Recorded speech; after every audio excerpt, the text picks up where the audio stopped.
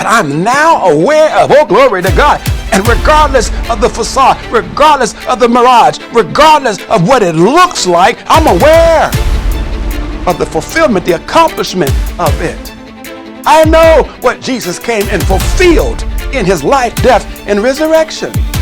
So what Jesus came to accomplish, what Jesus came to fulfill, I must be cognizant. I must be fully aware of, so that I can combat the facades of the enemy to try to cause me to believe that I have to be subject to something that I've been freed from. Oh, glory to God! That I've been made that I've been made free and no longer bound to.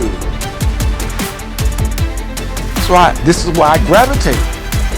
That there were things that David was crying out for. Oh, glory. There were things that David was prophesying, things that David was speaking that has now been accomplished in you and I. I'm sealed. You're sealed. And it's just too often that the believer who doesn't know who he is, who doesn't know who she is, settles, normalizes, and gives into things that have no legal right to you. They'll fight the good fight of faith, fight the battle. Stop for a moment and recognize that what I'm dealing with now, I'm not going to always be in.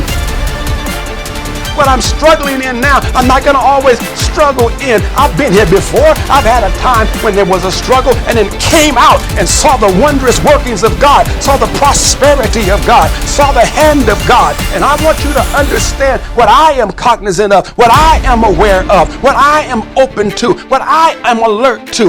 I understand during the troublesome times, during the bad times, I know the hand of God is still there with me, because during each time of trouble, each time of struggle, I was still fed, I was still clothed, I was still sustained, I was still cared for. And during the time of prosperity, where it felt like everything was moving in the right direction, to God be all the glory, because it is God who I lift my hands to, that nobody, no man, no person can say they did anything. It was God's doing.